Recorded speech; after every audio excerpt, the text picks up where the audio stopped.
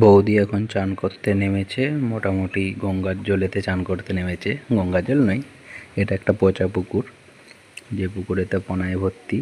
কিন্তু যারা গন্ডার হয় বা দামড়ি গাই হয় তারা তো পনা পুকুরেতেই চান করে।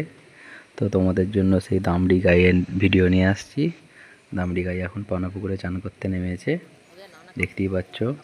জলকে গুলিয়ে ফালা ফালা করে ফেলছে। ও বৌদিকে স্নান করতে হবে, বিশাল ব্যাপার। এখন চান করবে,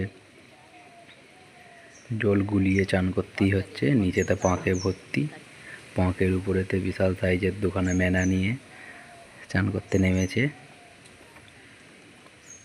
তো বারবারই ওই সাওয়াটা সরে যাচ্ছিল, কিন্তু সেই ভিডিওগুলোকে কি স্কিপ করে দিচ্ছিলাম যাতে না কপিরাইট আসে। যাই হোক, তো স্নান করা হয়ে গেছে। এবার চান করে কুমড়ো পটাশ বৌদি আমাদের বিছানায় পড়েছে। বিছানায় এখন বিশাল বড় একটা দেহ নিয়ে শুয়ে রয়েছে,